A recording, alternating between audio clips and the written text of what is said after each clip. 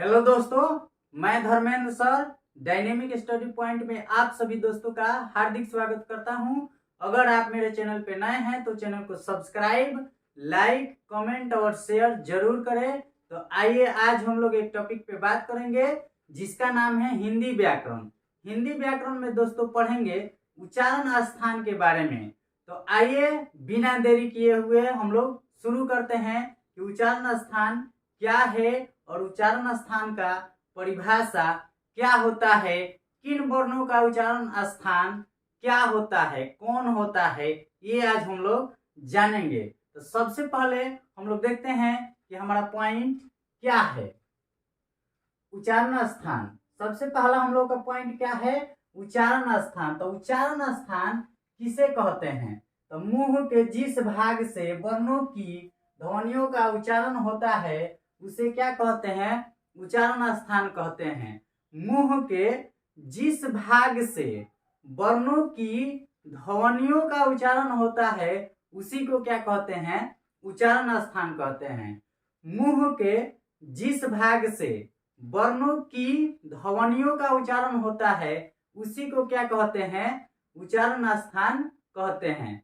अब समझेंगे दोस्तों कि उच्चारण स्थान के बारे में आगे इसके देखते हैं कि हम लोग का क्या पॉइंट है। तो मुंह के जिस भाग से वर्णों या ध्वनियों का उच्चारण होता है उसी को क्या कहना है? उच्चारण स्थान कहना है। नेक्स्ट पॉइंट हम लोग का क्या है? उच्चारण स्थान का नेक्स्ट पॉइंट हम लोग का है कि उच्चारण स्थान का विवरण। उसके पहले है दोस्तों, मुंह के 6 भाग होते हैं। मतलब जो हम लोग उच्चारण करते हैं उसके कितने भाग होते हैं? 6 भाग होते हैं। किसी भी वर्ण का हम लोग उच्चारण करते हैं तो उसके कितने भाग होते हैं? मुंह के कितने भाग होते हैं? तो 6 भाग होते हैं। हम लोग जो भी वर्ण का उच्चारण करते हैं तो उन सभी का मुंह से ही उच्चारण करते हैं। अब देखते हैं कि मुंह का 6 भाग होता है तो कौन कौन सा होता है ये समझ लेते हैं। तो मुंह के 6 भाग होते हैं। पहला है कंठ, दूसरा है तालु, तीसरा मूर्धा, चौथा दंत, पांचवा ओष्ठ और उसके बाद है छठा नाक। नाक यानी कि नासिका। तो मुंह के कितने भाग हुए? 6 भाग हुए। अब देखते हैं उच्चारण स्थान का विवरण। उच्चारण स्थान के विवरण में देखते हैं कि कौन से वर्ण किस स्थान से, मुंह के किस स्थान से बोले जाते हैं। तो सबसे पहले क्या है? कंठ।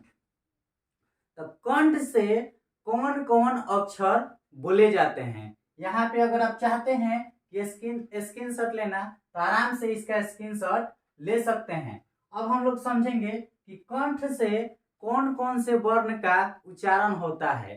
तो कंठ से दोस्तों क, ख, ग, घ, अंग और अ, आ, ह, इनका क्या होता है? कंठ से उच्चारण होता है। अब देखते हैं यहाँ पे समझते हैं। कंठ क, ख, ग, घ, अंग, अ, आ, ह, इसका उच्चारण स्थान क्या है? तो कंठ है। च, छ, ज, झ, य, ई, य, स, इसका उच्चारण स्थान क्या है? तालु है। अब आगे देखते हैं मूर्धा से किन किन वर्णों का उच्चारण होता है। तो मूर्धा से दोस्तों ट, ठ, ड, ढ, अड़, अवर, र, री और मूर्धन्य स का किससे उच्चारण होता है? तो मूर्धा से उच्चारण होता है। इसके आगे देखते हैं कि दंत से किन किन वर्णों का उच्चारण होता है। तो त, थ, द, ध, न, ल और जो दंत स होता है उसका किन से उच्चारण होता है? मुंह के किस भाग से उच्चारण होता है? तो दंत से होता है। दंत से यानी कि जब उस अक्षर को हम लोग बोलते हैं, जैसे त बोलते हैं तो उसमें क्या मिला रहता है? किसके सहायता से त को बोलते हैं? तो उस त को जब हम लोग बोलते हैं तो उसमें दंत मिला रहता है। दंत के सहायता से त, थ, द, ध, न, ल और स को बोलते हैं। अब नेक्स्ट हम लोग का क्या है? ओष्ठ। तो ओष्ठ से कौन कौन अक्षर बोलते हैं? ओष्ठ यानी कि ओठ के सहायता से कौन कौन से अक्षर बोलते हैं? तो प, फ, ब, इसको हम लोग ओष्ठ से बोलते हैं और इसमें है उ उ। बिना ओठ सटाए हम लोग प फ ब भ म उ नहीं बोल सकते हैं। जैसे प बोलते हैं, फ बोलते हैं तो नीचे वाला ओठ और ऊपर वाला ओठ दोनों क्या होता है, आपस में सटता है, तभी हम लोग प फ पढ़ते हैं। नहीं तो बिना ओठ में ओठ सटाए प की उच्चारण, फ की उच्चारण नहीं कर सकते हैं। तो ओष्ठ का उच्चारण स्थान हम लोग जान गए कि ओष्ठ से कौन कौन से वर्ण का उच्चारण होता है। नेक्स्ट हम लोग देखते हैं कि कंठ तालु है। तो कंठ और तालु मतलब एक ही बार ऐसे कौन से अक्षर है जिसका कंठ और तालु दोनों की सहायता से बोला जाता है। तो कंठ और तालु से ए और अ को बोला जाता है। यहाँ पे देख सकते हैं कंठ और तालु से क्या बोला जाता है, तो ए और अ को कंठ तालु के सहायता से बोला जाता है। जिनमें कंठ मिला हो और तालु मिला हो दोनों का एक ही साथ उच्चारण किया जाता है। दोनों के मिलने से क्या होता है, ए और अ का उच्चारण होता है। नेक्स्ट देखते हैं इसके आगे क्या है, तो दंत ओष्ठ है। ऐसा वर्ण जिनका दांत और ओष्ठ दोनों की सहायता से उस वर्ण को उच्चारण किया जाता है। तो कौन से वर्ण है, तो वह हो जाएगा। वह जब हम लोग बोलते हैं तो उसमें दांत और ओष्ठ दोनों का भाग मिला रहता है, वह जब बोलते हैं। नेक्स्ट हम लोग का पॉइंट क्या है, कंठोष्ठ।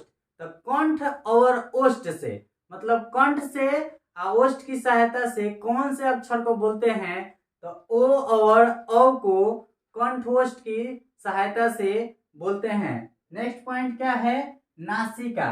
तो नासिका से कौन कौन से अक्षर बोलते हैं, तो अंग, य, अड़, न और म को नासिका से बोलते हैं। इसको नासिक के वर्ण कहते हैं। यानी कि नाक की सहायता से कौन से अक्षर को बोला जाता है, कौन से वर्ण को बोला जाता है, तो क्या है यहाँ पे समझ लेते हैं। नासिका यानी कि अंग, य, न और म, इसको किससे बोलते हैं, तो ये नासिक के वर्ण होता है। इसको नाक की भी ध्वनि से बोला जाता है। नेक्स्ट हम लोग का पॉइंट क्या है, उच्चारण के आधार पर जो वर्णों की संख्या होती है हिंदी में वो कितनी होती है, तो 44 होती है। उच्चारण के आधार पर जो वर्णों की टोटल संख्या होती है वो कितनी होती है, तो 44 होती है। इसको हमेशा याद रखना है। नेक्स्ट अगर पूरे वर्ण की बात किया जाए तो हिंदी में 52 होता है, और उच्चारण के हिसाब से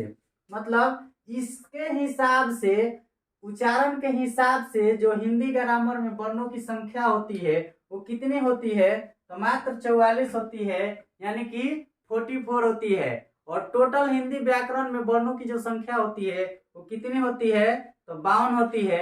आज के लिए इतना ही दोस्तों, फिर हम लोग मिलते हैं नेक्स्ट वीडियो में। तब तक के लिए सभी दोस्तों को थैंक यू सो मच। जय हिंद।